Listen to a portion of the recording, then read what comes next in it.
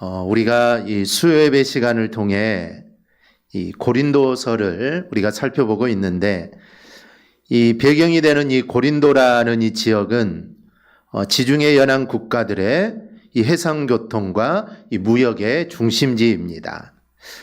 그리고 이 도시는 안전한 항해를 기원하는 각 나라와 민족의 우상이 총집결한 이 우상 숭배의 이 중심지이기도 합니다. BC 약 3000년경부터 이 사람이 살기 시작한 이곳은 BC 8세기 초부터 이 도시국가로 발달하게 되고 이 상업의 중심지로 이 성장을 하게 됩니다. 이 고린도가 가장 번성했던 시기에는 이 도시 안에 이 로마인들, 또 그리스인, 유대인, 이집트인, 투르기인, 시리아인 등 각 식민지에서 온 노예들을 비롯해서 자유인이 약 25만 명, 그리고 노예가 약 40만 명이 거주했던 지역입니다. 오늘날 이 고린도라는 지역의 인구가 약 3만 정도가 됩니다. 그렇다면 그 당시에 이 고린도라는 지역이 얼마나 이 대단한 도시였는가를 우리가 알 수가 있습니다. 그리고 신약 성경이 기록될 때 이 고린도라는 지역은 약 2만 명을 수용할 수 있는 야외 극장이 존재했고, 고대 운동 경기들이 또 그곳에서 이렇게 치러졌다고 합니다. 또 고린도를 내려다보는 이 바위 언덕인 아크로고린도에는 약 1,000여 명의 신전 여사제들이 소속되어 있는 아프로디테 신전이 있었고, 그 안에서 온갖 음행이 자행되기도 했습니다. 그 당시 이 고린도인들처럼 행한다라는 그런 말이 있었습니다. 이 말의 의미는 가늠하다 혹은 매춘하다라는 그런 의미를 가지고 있습니다. 그만큼 성적으로 타락했고 영적으로도 타락했던 도시가 이 고린도라는 지역입니다. 이 고린도에 사도 바울이 2차 전도 여행을 하면서 약 1년 반 동안 머물게 됩니다. 그러면서 거기에 교회를 세우고 그 교인들을 가르치게 되죠. 전도 여행을 하면서 한 지역에 1년 반 동안 머무른다는 것은 이거는 쉬운 일이 아니죠. 복음을 전하면은 또 다른 지역으로 이렇게 옮겨가야 되는데, 이 사도 바울은 고린도라는 지역에서는 오래 기간 머물며 교회를 세우고 또 성도들을 가르치게 됩니다. 그리고 바울은 모든 것을 참으면서 복음을 전했습니다. 바울의 직업은 이 텐트를 만드는 사람입니다. 그래서 그는 오전에는 텐트를 만들고 또 오후에는 또 얼마나 피곤하겠습니까? 그 피곤한 몸을 이끌고 또 복음을 전하고 이 말씀을 전했던 것이죠. 이 당시 복음 전도자들은 이 자기가 세운 교회의 성도들로부터 받은 돈으로 생활을 했습니다. 이런 교회를 세우는 자는 물론이고 그 당시에는 또 순회 전도자들이 참 많았습니다. 이 교회를 담임하는 것이 아니라 이렇게 교회를 순회하면서 복음을 전하는 사역자들도 많았는데, 이런 전도자들도 말씀을 전한 후에 받은 돈으로 이 생활을 했습니다. 그런데 사도 바울은 그들에게서 단 한 푼의 돈도 받지 않았죠. 그런데 이런 열심 때문에 오해를 사기도 했는데, 어쨌든 정말 사도 바울은 이런 열정을 가지고 세워진 교회가 이 고린도 교회라는 것입니다. 그런데 오늘 본문 14절 앞부분을 보면 바울은 고린도 교회에 세 번째 갈 계획을 세웁니다. 간다는 말이 아니라 이제 내가 가기를 희망한다는 것이죠.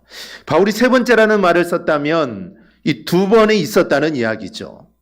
바울이 고린도 교회의 첫 번째 방문은 2차 전도 여행 때 거기를 방문하고 교회를 세운, 이게 첫 번째 방문입니다. 두 번째 방문은 근심되는 일로 인하여 방문을 했습니다. 그리고 이제 세 번째 방문을 준비하고 있죠. 사실 바울의 두 번째 방문부터는 이게 기쁜 일이 아니었습니다. 왜냐하면 사도 바울이 직접 복음을 전하고 세운 교회이니 사도 바울은 그 교회를 통해 기쁜 일들, 좋은 소식들이 들려지기를 원했는데 실제는 그렇지 않았습니다.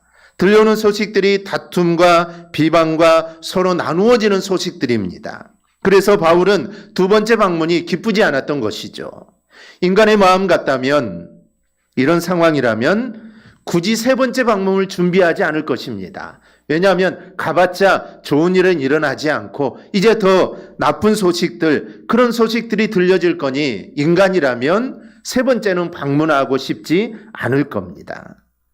하지만 바울이 훌륭한 사도라는 점은 이런 상황임에도 세 번째 방문을 추진하고 있다라는 이 사실입니다.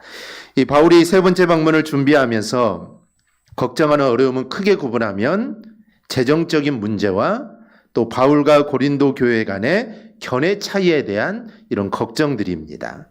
이에 대해 바울은 어떤 원칙이나 가정을 갖고 있는가를 우리가 좀 살펴보려고 합니다. 그리고 이것은 오늘날 교회 공동체를 이루는 우리도 역시 생각해야 할 아주 중요한 이 주제이기도 합니다. 첫째는 재정적인 어려움과 오해에 대한 것입니다.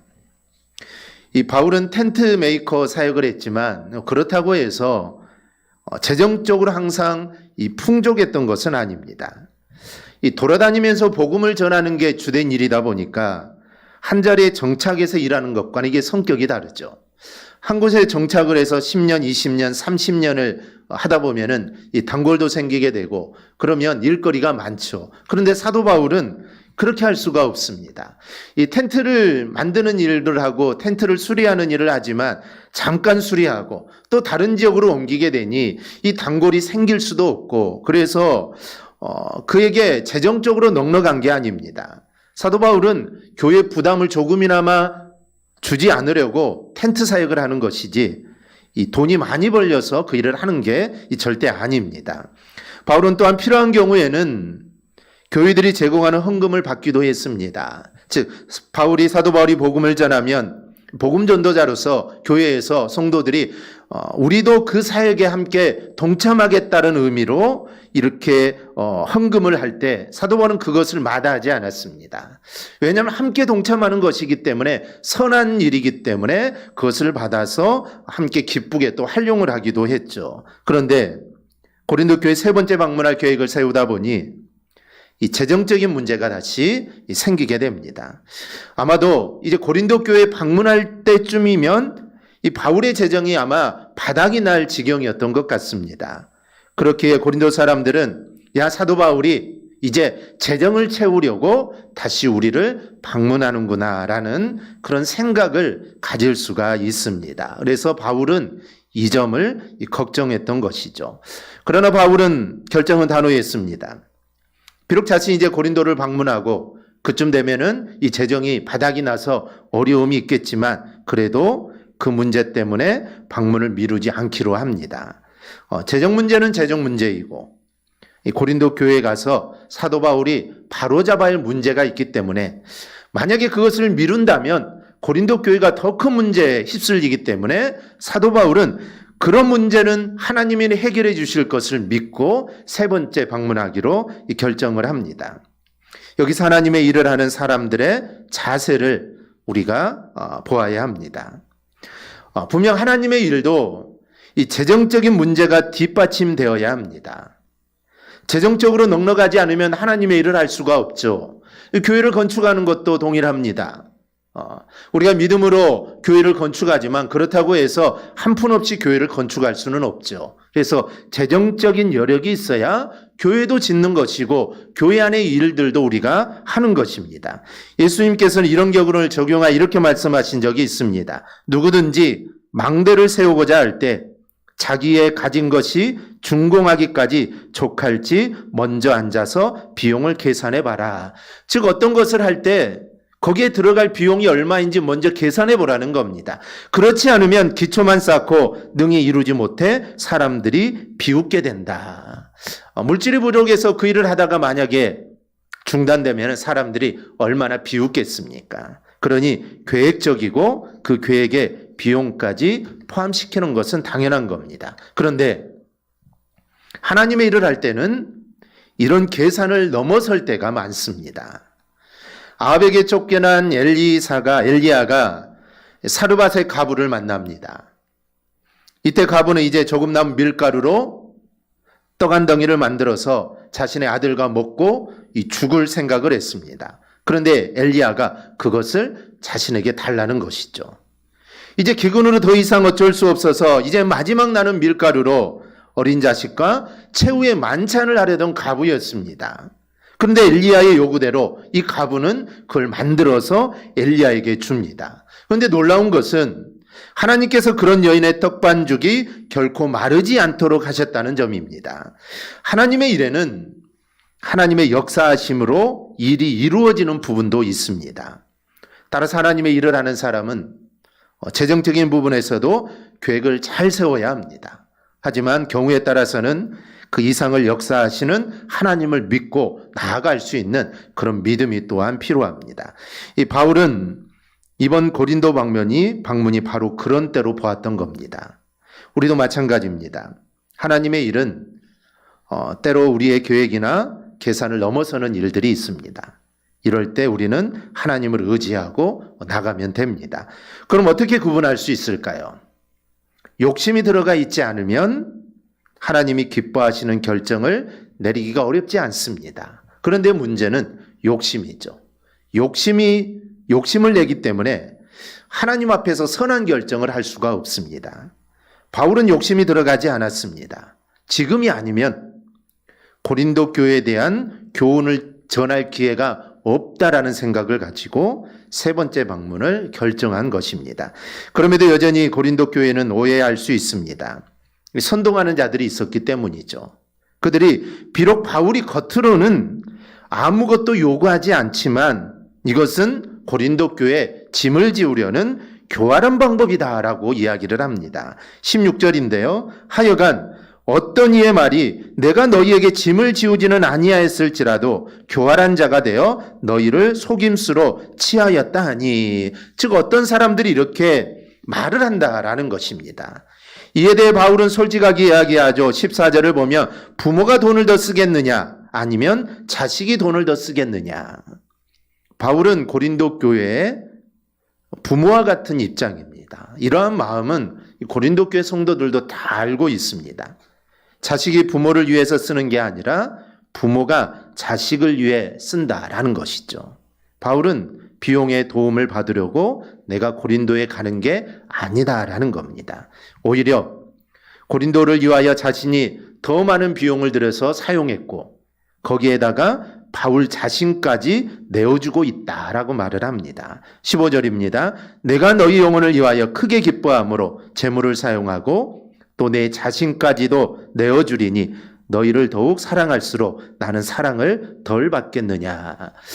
정말 사도 바울은 물질뿐만 아니라 자신까지 내어놓으면서 이 복음 사역을 감당했던 사람입니다. 그리고 바울이 보낸 디도가 언제 너희에게 물질을 요구한 적이 있느냐라고 말을 합니다.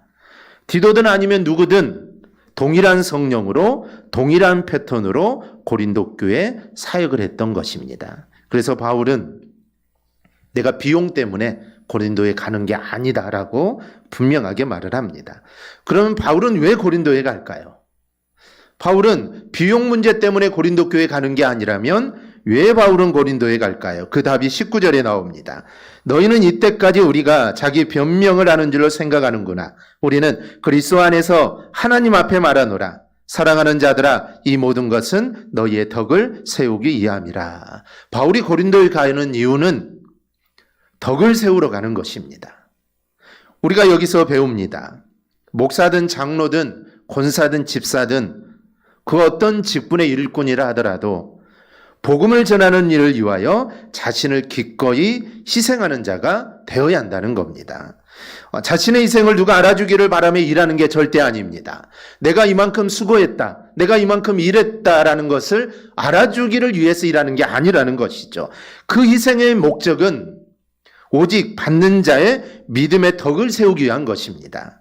말 그대로 내가 얻는 것 하나 없어도 우리는 수고하고 봉사하고 그냥 내주는 자세가 되어야 합니다.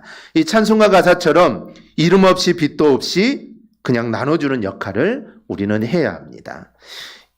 경건을 이익의 재료로 삼아서는 곤란합니다. 즉 우리가 하나님께 헌신하고 또 봉사하고 이 모든 것들을 통하여 내가 무언가를 얻으려고 해서는 절대로 안 된다라는 것이죠. 내가 교회를 다님으로, 내가 믿음으로 내가 무언가를 얻으려고 해서는 안 된다는 겁니다. 이런 모습 때문에 기독교가 세상에서 욕을 먹는 것입니다. 예수 믿는 사람이라면 저러면 안 되는데, 그런데 우리는 내가 예수 믿는 그 모습으로 인해 무언가를 내가 얻으려고 하는 모습들이 비춰지기 때문에 세상으로부터 손가락질을 당하고 우리가 욕을 먹을 수밖에 없다라는 것입니다. 그러므로 하나님 앞에서 우리가 진실되게 서는 것이 목적이 되어야 합니다. 우리의 노력으로 한 영혼이 하나님 앞에 나온다면 내 자신은 사라져도 된다라는 그런 생각을 가지고 우리는 임해야 합니다. 바울은 바로 이런 심정으로 고린도 교회 세 번째 방문을 준비하고 있습니다. 둘째로 바울과 고린도 교회 사이의 견해 차이에 대한 문제입니다. 바울은 자신의 걱정거리를 알립니다. 크게 두 가지인데요. 첫째는 고린도 교회의 모습이 바울이 원하는 바에 미치지 못한 것입니다. 바울은 고린도 교회에 여러 가지 문제를 제기했습니다. 그런데 이 문제들이 해결되기를 아마 사도 바울은 기대했겠죠. 이런 문제들이 너희에게 있는데 그래서 여러 가지 서신을 통해 이렇게 하면 좋겠다라고 이야기를 했습니다. 그런데 고린도 교회에 도착을 했는데 사도 바울이 바라는 수준에 미치지 못했을 때 아마 사도 바울은 실망이 클 겁니다. 둘째는 자신의 모습이 고린도 교회의 기대에 미치지 못한 겁니다. 이건 고린도 교회 사람들의 입장입니다. 현재 고린도 교회는 사도 바울에 대해 오해를 하고 있죠. 이런 오해를 바꾸고 있지 않다면 만약에 사도 바울이 도착했다면 아마 고린도 교회 성도들도 사도 바울을 보고 실망할 겁니다.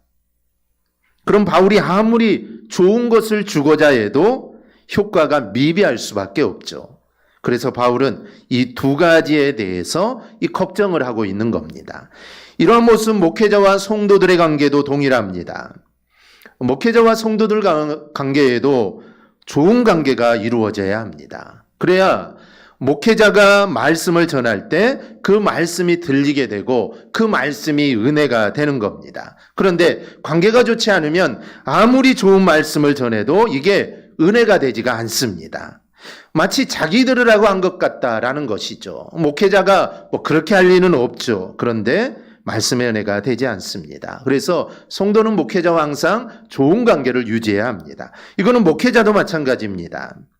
목회자도 성도들과 좋은 관계를 유지할 때 어떻게 하면 성도들에게 힘이 되는 말씀을 전할까? 어떻게 하면 은혜스럽게 전할까 생각하면서 말씀을 준비하고 또 말씀을 전하게 됩니다. 그런데 이런 견해 차이 외에도 이 바울이 걱정거리로 제시하는 것들은 고린도 교회의 고질적인 문제들입니다. 20절에 나와 있는데 다툼이나 시기나 분냄, 당짓는 거, 비방, 수금거림, 거만함, 혼란 등입니다. 오죽하면 고린도전서 1장에서 이미 사도 바울이 제기한 문제들입니다. 그런데 12장에 와서 한 번 더 언급을 합니다. 그만큼 이게 잘 변하지 않았다라는 것이죠.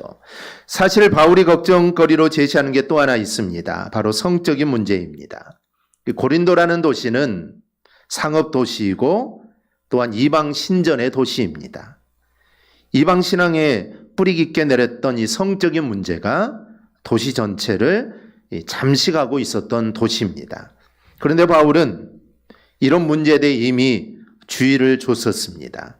그런데 이번 방문에 이런 문제를 또 보게 되지는 않을까 하는 그런 두려움입니다. 그래서 바울은 21절에서 이렇게 말합니다. 또 내가 다시 갈 때에 내 하나님이 나를 너희 앞에서 낮추실까 두려워하고 또 내가 전에 죄를 지은 여러 사람의 그 행한 바 더러움과 음란함과 호색함을 회개하지 아니함 때문에 슬퍼할까 두려워하노라. 바울이 여러 번 말했지만 이게 잘 고쳐지지 않았던 겁니다. 고린도 교회는 변하지 않고 고집하고 있는 죄들이 여전히 있었다는 것이죠. 우리는 이런 부분에서 생각하게 됩니다. 그거는 죄인이 잘 변하지 않는다는 겁니다. 은혜를 받은 후에 하나님의 은혜를 받으면 정말 확 변하면 좋은데 죄성이 그대로 남아 있어서 그런지 좀처럼 변하지 않을 때가 있습니다. 이 대도 조세영이라는 이 사람은 이 권력자들이나 부자들의 집만 이 털어서 대도라는 별명을 얻습니다.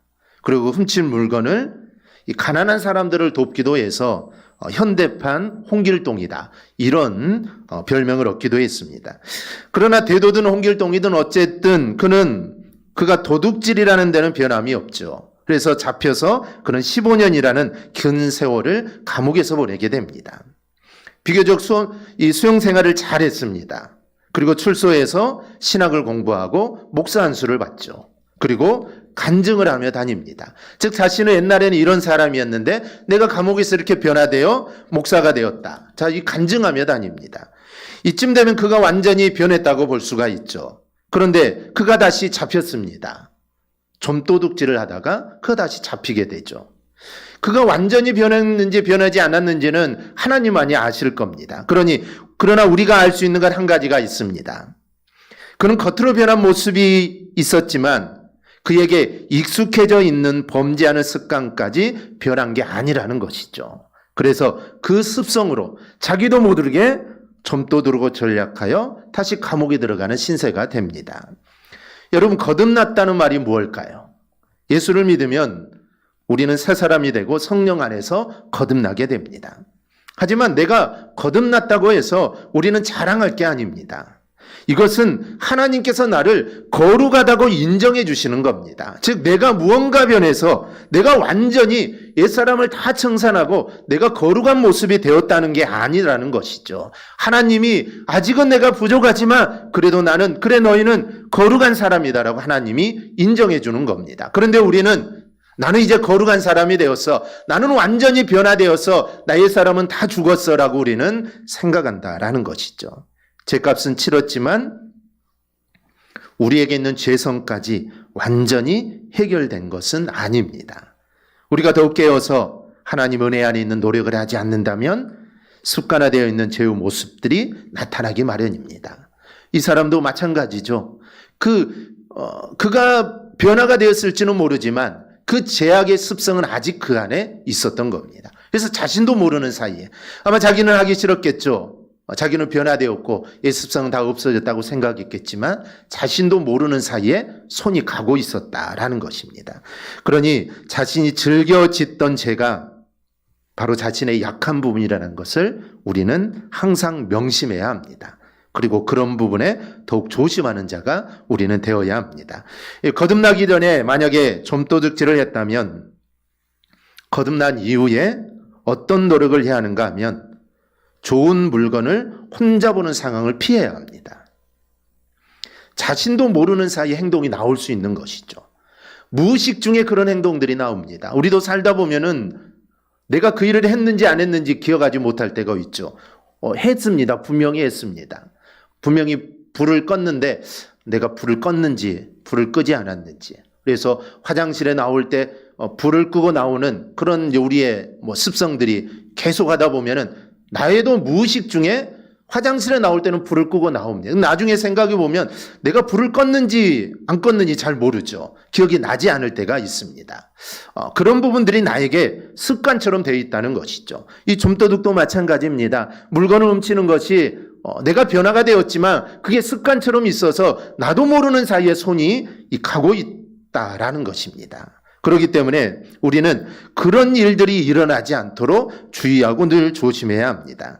부족한 그 부분이 작동하는 환경, 죄성이 작동하는 환경에서 벗어나도록 우리는 늘 노력을 해야 합니다. 이 고린도 교회 사람들이 분냄, 당을 짓는 것, 다툼, 시기, 비방, 성적인 타락 이런 것들이 하나님이 기뻐하시지 않는 일이라는 것을 그들이 몰랐을까요? 그들은 다 알고 있습니다. 사도 바울을 통해 이미 들었던 이야기니 이런 것들은 하나님이 기뻐하지 않는다는 것을 그들은 다 알고 있었습니다. 그런데 그들은 그런 일들을 하고 있다는 것이죠. 그들이 이런 문제에서 벗어날 수 있는 것은 기도만 하는 것으로 해결되지 않습니다.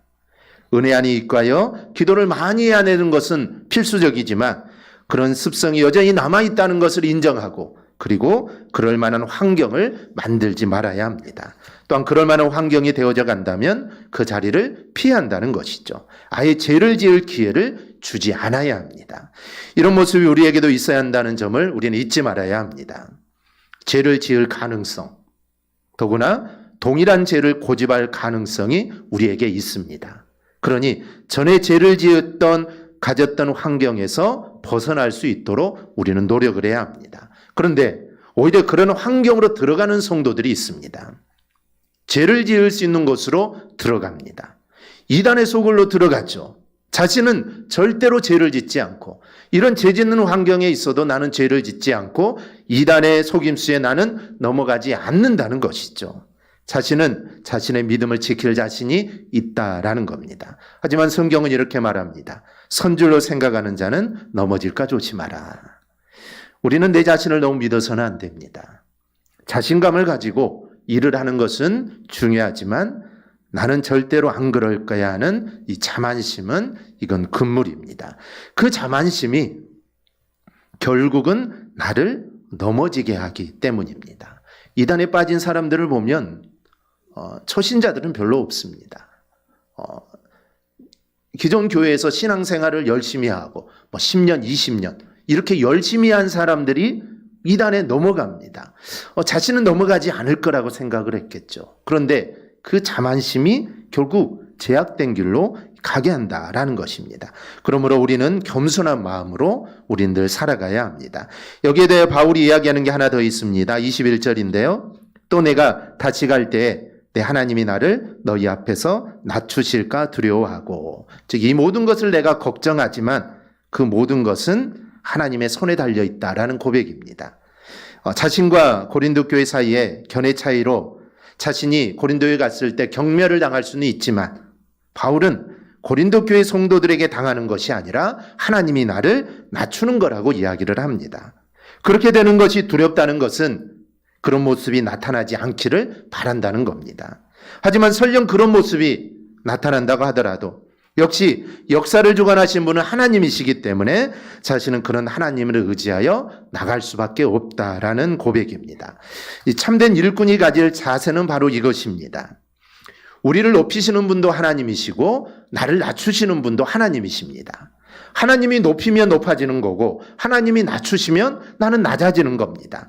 모든 것이 하나님의 손에 달려있다라는 생각을 가지고 내가 할 일은 바로 그 시점에서 하나님이 나에게 바라시는 것이 과연 무엇일까? 그것을 생각하고 그것을 하는 겁니다. 그러면 하나님의 일을 이루게 됩니다. 그리고 그럴 때 진정한 일꾼다운 모습을 우리가 갖추게 됩니다. 이 바울은 세 번째 고린도에 갈 도전을 합니다. 결코 기쁜 일만 있는 것은 아니죠. 마음 아픈 일들이 기다리고 있습니다. 괴로운 일들이 기다리고 있습니다. 그래도 사도 바울은 갑니다. 우리도 하나님 앞에서 우리도 이런 자세로는 나갈 수 있어야 합니다. 내 마음과 생각대로 움직이는 것이 아니라 내 기쁨을 따라 움직이는 것이 아니라 하나님이 원하시면 우리는 가야 하고 그 일을 행해야 합니다. 그렇게 살아가는 자가 바로 하나님의 일꾼입니다. 우리 모두 하나님이 원하시는 모습대로 살아 하나님의 기쁨이 되는 일꾼들이 되기를 주님의 이름으로 축원합니다. 아멘. 기도하겠습니다.